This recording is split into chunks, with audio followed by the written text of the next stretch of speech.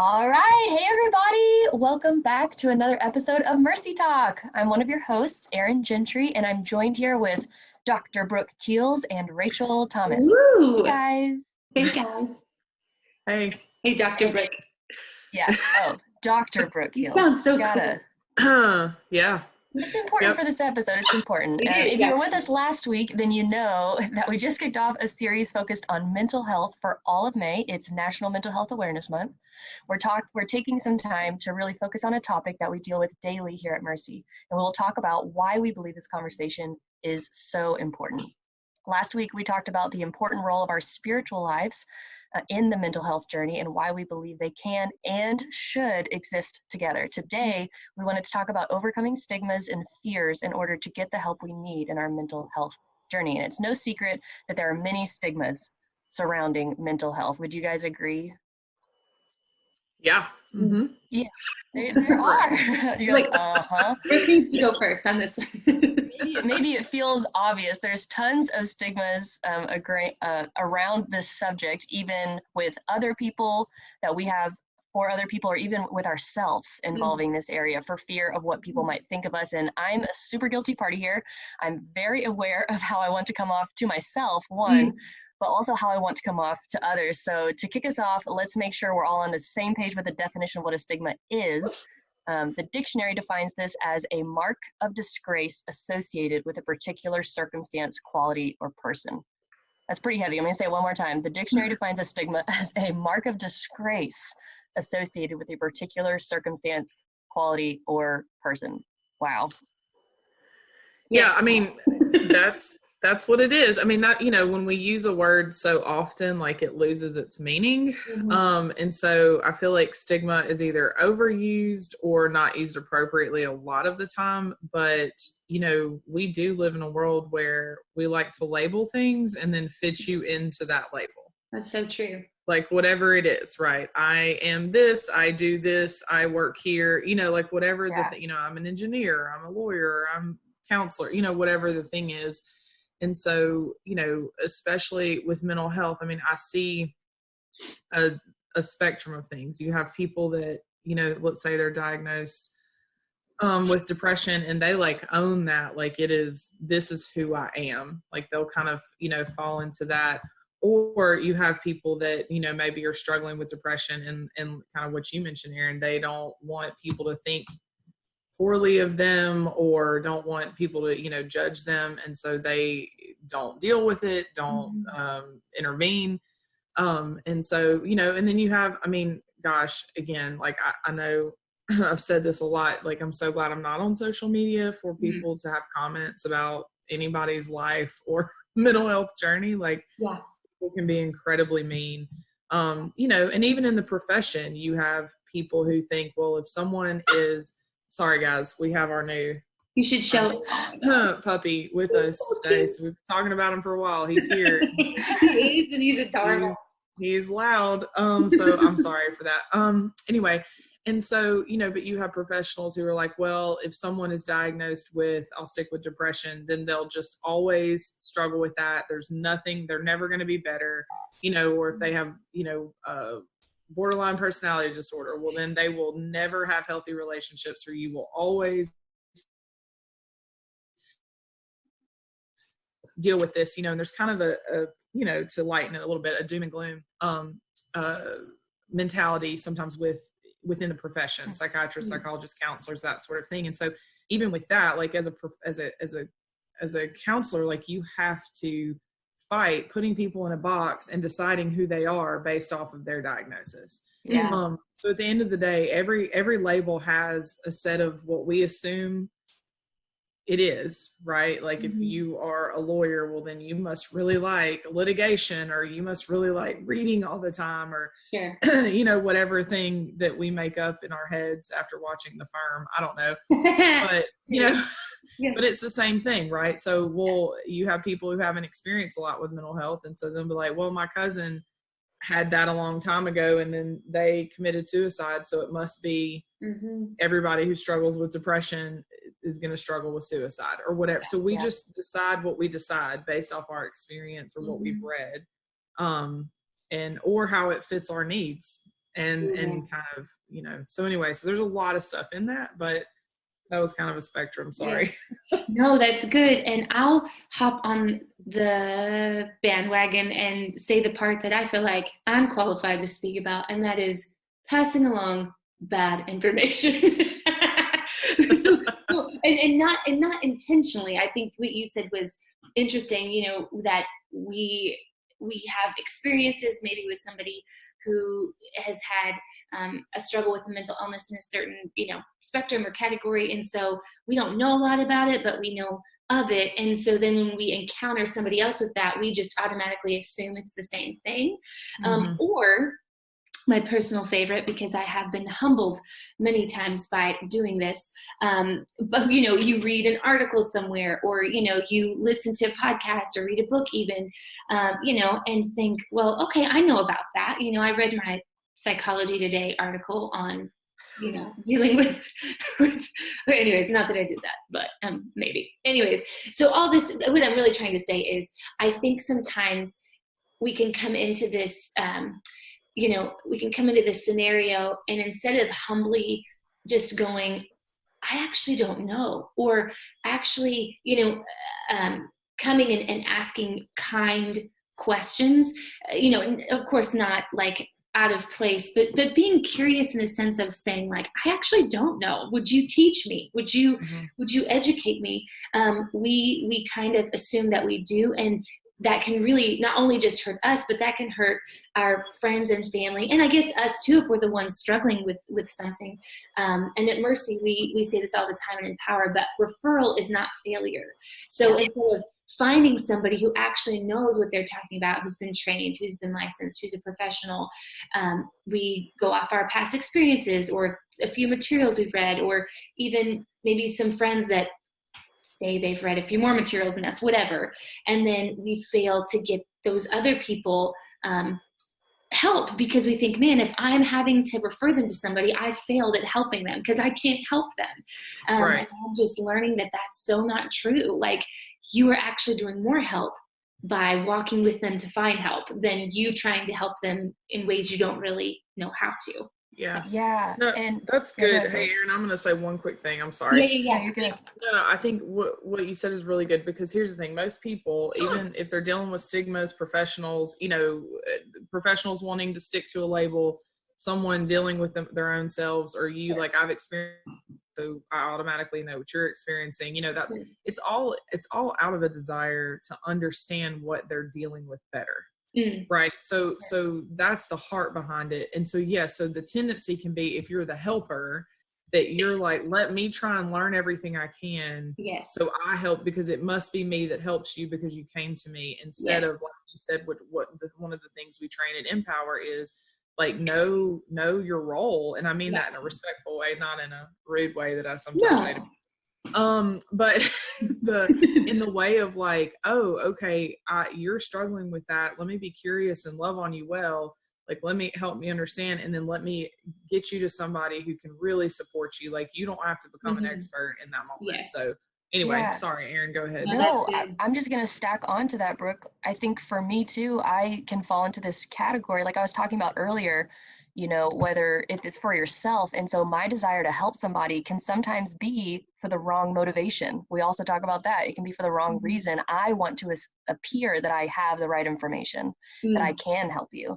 Yeah. Because I don't want to sit in that disappointing moment that feels disappointing to say, hey, I'm actually not the right person. Hey, you're going to need more than what I can offer you. And that feels like I'm saying, I can't help, like you, I can't help you. But the truth is, I'm saying I can help you by telling you to go to this person. Yeah. Right. By kind of advocating. You're right. And it's really not, honestly, Erin, I mean, I know what you're saying when you say that. We say, you need more, but really it's just different. I mean, what you offer as a friend or a loved one is just as impactful as what a professional will offer. It's just different. And you need all of it. Like, that's why, if we talk about the body of Christ, right? Everybody has a role, and as a family, if you will, like, you let people do their job. You do your job and what you're called to do.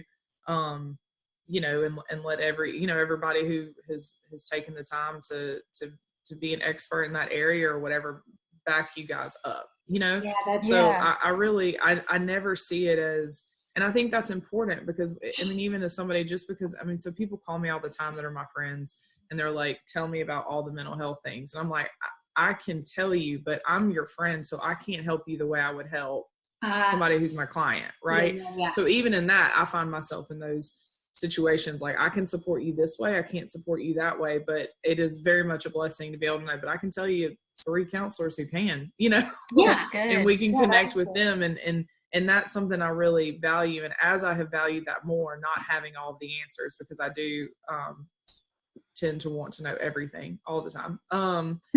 You know, you get humbled in life. That it's actually, because people are just like, oh, okay, great. Like they just want to know, you know, and when we take it on ourselves and it's not our place, then they're like, well, that wasn't helpful at all. It may feel good in that moment, but at the end, it's not going to end well. So, and they're like, why'd you tell me that? It feels good in the moment. And I think even what you're talking about, Brooke, that sounds like what we talk about with coordinated care, that you need those multiple points of contact. So, okay. Yeah. Here we go. Let's turn the ship here. Yeah, turn the ship. I'll stop. Here a bit. No, it was me. This is good stuff. We're going to talk about some of, let's turn the ship and talk about some common stigmas that we were talking about earlier surrounding mental health issues today. And Brooke, I'm pointing it right back at you. What are a few common misunderstandings people have about mental health in general, and maybe even some things portrayed in pop culture that simply aren't true? Oh gosh. I mean, pretty much anything you see on TV or movies when you're talking about any sort of mental health thing is just not true. It's not real. I'm not saying there aren't aspects of it. I mean, and I think we have to understand that. Let's just start with pop culture, TV, movies, that sort of thing. You know, number one, I mean, they're supposed to be sensationalized. So for us to expect, you know, that it's going to be a great representation of someone's mental health struggle, it's just not. Now, some of them are better than others, you know, and all that. But here's the thing. Every single person, if I saw 100 clients a week and every single one of them came in and said, I have depression, that would mean something different for every single one of them. And so we cannot generalize these diagnoses, you know, and so it just is what it is. Like, so different people struggle with different things, different professionals, even though we have a set criteria, they may be like, well, we don't know what's going on. Well, we're going to give you this label. And so, you know, we have that a lot at Mercy, right? Because a lot of our young women have gone to a lot of treatment centers, have gone to a ton of counselors. No one can figure out what's going on. And so they just kind of label the heck out of them like that's going to help something. And they are trying to help. I don't want to be disrespectful. But at the end of the day, every single resident may be diagnosed with depression and anxiety, but that executes itself behaviorally completely different for every single person, because you're talking about most depression or anxiety is coming from a trauma history and different experiences and what we believe about ourselves and the agreements that we make, you know, out of unhealth. And so if you can, I mean, that is a very complex thing. So I think just in and of itself, we have to evaluate what we believe about mental health. What does that really mean? You know, do we think every time we hear mental health, does it make us uncomfortable? Or are we like, well, if I take care of my mental health, does that mean my mental health is messed up? If you understand, like we talked about, I think last week, Rachel, the spirit, mind, body thing, like is all connected, and we can't treat them separately. They all need to be healthy. Like the whole thing. Let's just be healthy all the way around. You know, and I'm trying to think just, and other stigmas too. Like I've heard, like if I go to counseling, that means I'm crazy. No, it just means you're trying to save your marriage, and that's okay. Right. Or it just means you're trying to understand yourself better. And I think in a world we push self-reflection, but only to the level that it makes us feel good, right? That's why we get excited about the Enneagram or whatever, you know, Myers-Briggs, and all those things are really cool. But if you don't understand self-reflection in health and what does that really mean and how to actually get healthy, then that's a waste of time, you know? So, but yeah, I mean, I've heard literally, I mean, I cannot tell you, and it's usually men, and that's okay. It really is. Because most of the time men are like, I need to be good. I don't have time to not be good. I need to take care of my family. And I deeply respect that. But the stigma of understanding that being good it's okay to go to counseling, and I can help you be good. Like I can help you do that. You know, and I'm proud to say I've never had a dude come to counseling and like at the end of it, this was a waste of time. Right. But it's kind of that first step and being like, okay, this is what that is, you know? And so anyway, and the stigma we put on ourselves, like a lot of time we don't feel like we have the luxury to not be okay. I mean, kind of, I think women do that as well. Don't get me wrong. They really do. They're just more apt to seek help and respect that more than a man necessarily would overall. But I think that's changing. I do. I think we're, you know, I mean, I'm sure everyone listening to Mercy Talk, their lives are changed forever. Going, right? Going to good. They're like, yeah, counseling's great. Yeah, Mercy Talk said. Yeah, that's so good.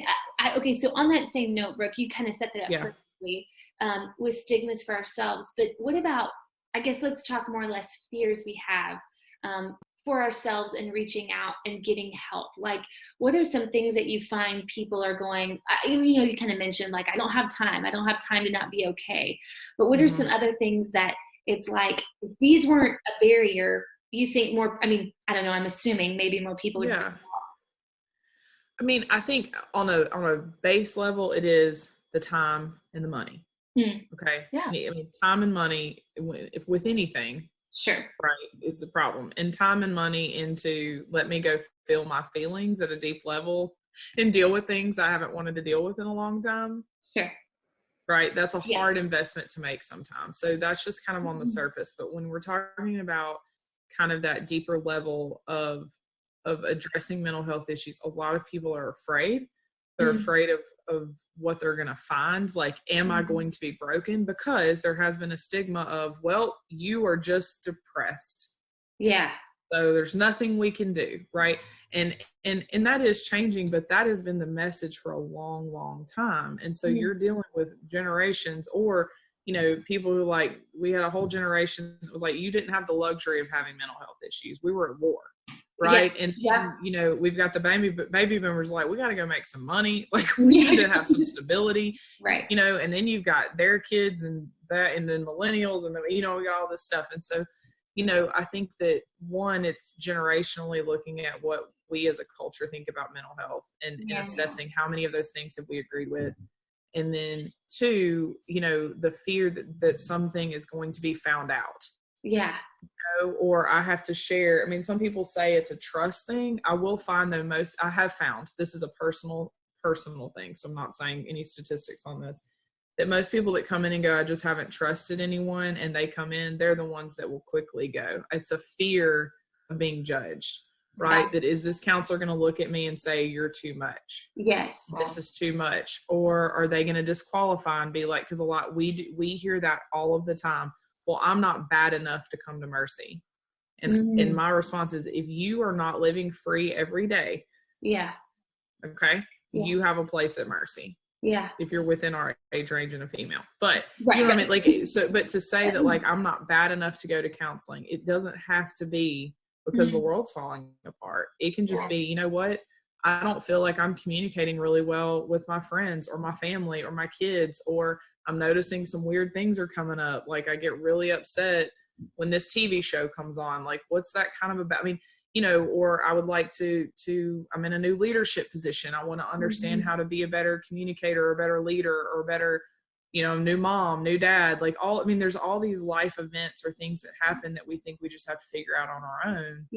And we don't. And then there can be fear with, well, if I am diagnosed with something, is this going to prevent me from being successful? So we want to white knuckle it, make it go away. Or then it becomes an excuse. I've worked with a lot of people too. They're like, well, I can't do that because I am X, Y, and Z. And so that's a whole other, you know, so you have a spectrum of things. And I think too, that becomes a hopeless place. Well, I was told that this can't get better, so why would I come and continue to work on it? You know? So again, a lot of words. Sorry. No, that's good. No, that's really, really good. And I mean, I'm just going to even double in on that, not to move us on too fast, and just ask Brooke, whenever somebody is considering, hey, maybe I'm fitting into those things that Brooke just said, those categories. When they take that step to go to counseling, what does that look like? Do they have to know why they're there? Like, I am here because this major thing is happening with me. Or what does that look like initially to talk with somebody about entering into a counseling relationship? Yeah, that's really good. No, I mean, if you have a counselor worth their weight, okay, I mean, that's our job. We are trained to create what well, I didn't call it this. This is from the MRI group in Palo Alto. No one will care that I said that, but it is important to me that I did. Anyway, but a co-created problem definition, right? So somebody comes to counseling. It is our job. This is what we are trained to do, to go, okay, well, let's figure this out together, right? It is my job to go, so I hear you saying this, like, so is that what the struggle? Or maybe somebody comes in with a list of things and we're going to list those things out. And then I'm going to go, okay, which one of these is the most important right now? Right. So it is our job as a counselor to understand and know how to help someone come up with their problem definition, if you will, and then intervene, figure out how to intervene with them. Yes. And so it can just be a very basic thing.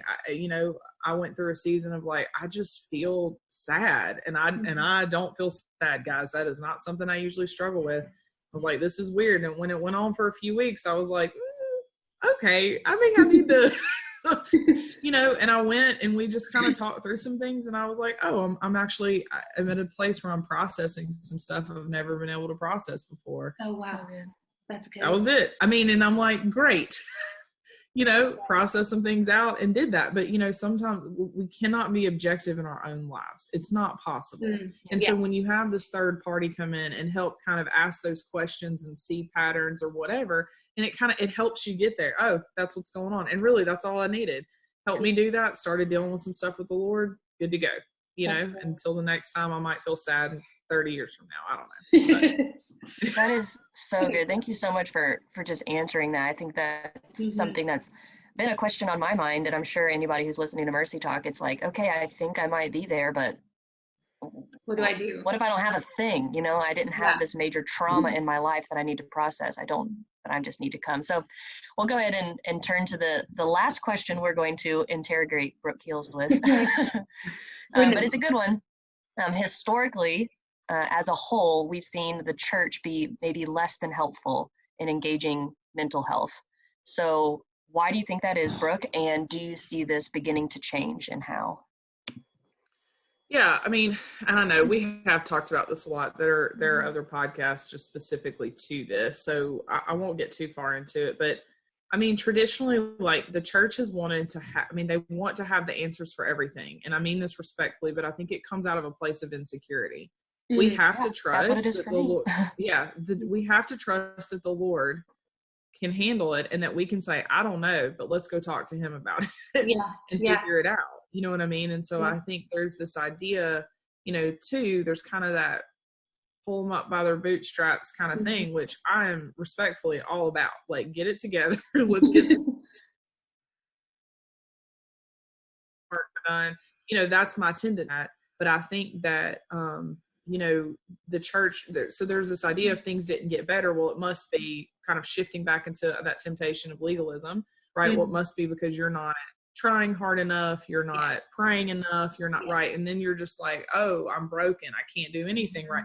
I mean, if you can imagine that, it just shifts back into, kind of the law and grace kind of thing. And that is not a theological discussion I will have today, but that's kind of where it lands, And so I think too, there was an idea of science has rejected us, we will reject science. I mean, I think there's kind of been a little bit of that historically, and we can just get into a whole lot of things there, but what I can say, and part of this, I think, is being at Mercy. I am so thankful to see how I believe the church is shifting. I believe that there are people, so I mean, we can pick out things like Freedom Prayer and so that are so honest about, this is what we do. We are not here to be counselors. Counselors do this. Like, even the church just being able to understand and communicate the difference in the different support you can get. That's good. Right. So there are times, and I'm going to keep using myself, and well, I'll say others too. There are times when I'm like, hey man, you need to go do a freedom prayer session. And I'll say that to myself. And sometimes you need to go see a counselor. And those are, sometimes you don't know the difference, but when we all can define that well, when I as a counselor understand that, when the freedom prayer people understand that, then we, when we as a community understand the difference, for example, that's how we help people get the support they need.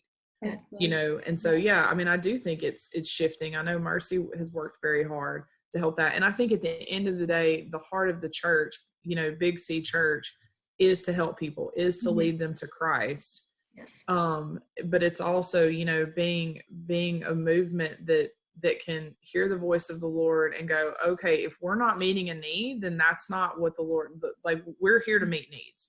So if we're not meeting a need, we need to pray into that and figure out why this isn't working. Yeah. You know what I mean? And so I think, and that's what I think overall is happening, and I think we have some major leaders in that have loud voices, and I'm thankful for that, but at the end of the day too, you can have the best counselor in the world, but if you are not walking in community, if you are not spending time in worship with the Lord, if you are not praying through these things, right, freedom is not what's going to be on the other end of that. Sure. That's So good. That it's not one or the other. You have to know the role. And even I would say to somebody who has done sozo or freedom prayer like I have, and you think, well, this is good, this is the answer. No, it's something different, but it also is a testimony to third-party help. And that's what a counselor is in the mental health arena. It's third-party help, and it's very effective. Yeah. That's right. That's so good. That's so good about knowing your role. But anyway, just a good reminder. And like you said, Brooke, body, mind, heart, spirit, soul, like the whole thing being healthy, not just segregated sections and forgetting about, the other parts. And I think this too is just a good reminder that, in our encounters with our friends and loved ones, working through their mental health journey, and even ourselves, to just show that the kindness and compassion that Jesus always showed to those, around him in his day. And of course, today too, but I was reading in the Gospels a couple weeks ago, and I forgot. Anyways, I'll back this up with a story here, but they had stigmas back then too. It's not just like, oh, we woke up one day and we were like, oh, guys, guess what? Like mental health. We've been judging each other a long time. I know. It's like, we've been judging each other. Yeah. Yes, this is not a new thing. And I was watching this old BBC show a couple weeks ago, and somebody in the movie was born with this crazy. It was an extreme case of a hunchback situation.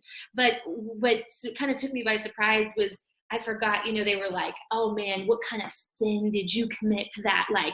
Made God curse you with this bodily ailment?" And I thought, that is horrible. Oh my gosh. But then as we were prepping for this podcast, I started thinking about, just different stigmas that we wrestle with, and all of the assumption, even sometimes I would say spiritually, oh man, you must have some, thing you're not dealing with Jesus. And that's why you can't get rid of this. And it might seem more innocent, but it's from the same place. It's from the same yucky, compassionless, judgmental sect that really has nothing to do with what Jesus is about. And I wanted to read this verse in John 9, because again, that was such a popular belief back then. And again, still struggle, I think certain groups do with this today, but just that God was punishing you for your sin if you had some kind of struggle, whether it was mental health, or a physical ailment or disability. But it says this in John 9, 1-4. As he went along, Jesus saw a man blind from birth, and his disciples asked him, "Rabbi, who sinned, this man or his parents, that he was born blind?"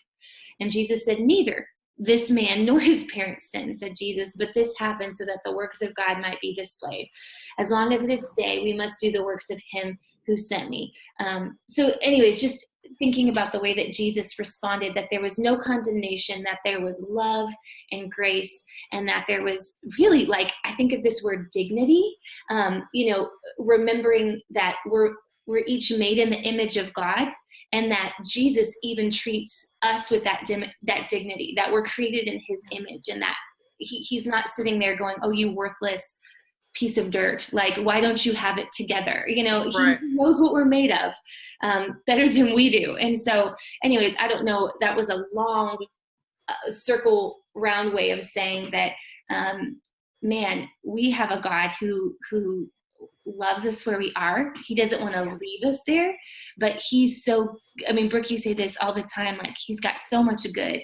He's got so much good in store for us. And there's just so much more grace, I think, than we can even imagine in going to him and bringing him what we're carrying. So anyways, I'll hand it off to Erin with some practical points. But yeah, no, I love just talking about that, you know, we always want to have a reason. We want to have full understanding of every situation. And in that situation, Jesus doesn't provide full understanding. He just says, God's glory is going to be shown. I'm going to do good in this. Yes. It doesn't say it has to have a reason. It wasn't because somebody sinned, something happened. I really love that. And as we shift to practical takeaways, Yes. I want to reflect back on something that Brooke talked about earlier, that we answered the question about.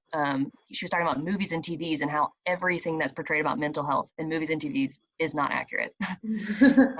But if I'm honest, that's a lot of times where I get my information, not intentionally, but accidentally. And I know Brooke talks about intentional, accidental with relationships, but I want to move that over to information as well. We can be accidental in our relation, in what we understand our information, as well as these stigmas. They're accidental, but we have them. Yeah. So what we can do right now practically is shift that to being intentional. Yeah. All Mental Health Awareness Month, do this for yourself, send this to other people, let them be aware and intentional of what they believe about mental health. So we've got 2 questions that we think would be great for you to sit down and ask yourself. The first one is, what kinds of misunderstanding or misinformation has affected the way that you're able to show compassion to those who are struggling with mental health issues, or even your own? And again, I'm the biggest one to say, I do not want to work with my own, because like Brooke was saying, we're afraid to identify it. We're afraid that if we do ask the question, then the answer has to be that we have a major issue we can never escape from. But that is not what we're saying. We're saying that you can be walking on a mental health journey and you can get further along on the road and find the healing that you're looking for. So that is not, I just feeling like saying that. And then the second question, so those misunderstandings, misinformation about health issues. The second one, what kind of fears have prohibited you from seeking the help you need in your own mental health journey? And what is one simple step, the second kind of question to that, what's one simple step you could take in asking for help today? And I would say, if you're listening to this podcast, right after this podcast, because the faster you act on that first little step, the more likely you are to move forward with it. Yeah, that's good, guys. Brooke, you got anything else before we close out today? Any closing thoughts? No. I mean, I just think, I'm excited as always to be talking about this. I think it's important, and 2, we'll talk about this, I think, next week. But there's a lot of stuff too that ideas that we have from our families. You know what I mean? What will my mom or dad or wife or spouse or, husband, whatever think? And so just kind of throwing that in there too, like taking the time to, in these questions, I think that's really good. Because you're not really asking anybody to do anything. You just said kind of a small step. And I think, but even the consideration of what is preventing me from seeking, or even like if there's a stigma you have about mental health that you are just kind of like, I'm not willing to let that go. Well, that's interesting. Like I would kind of, why is that? Like just digging into that a little bit, I think is a really powerful thing. And just see what the Lord does. So good. So good. Yeah. I love it. Awesome. Well, thanks guys for joining us here on Mercy Talk today. And we've got 2 more weeks left in this discussion on mental health. And Brooke kind of hinted at it earlier, but for this next week, we're going to really dive into some stuff dealing with just family of origin, childhood wounds, and talk about just God's message of freedom and forgiveness for us in working through all of that. So we'll see you next week here on Mercy Talk.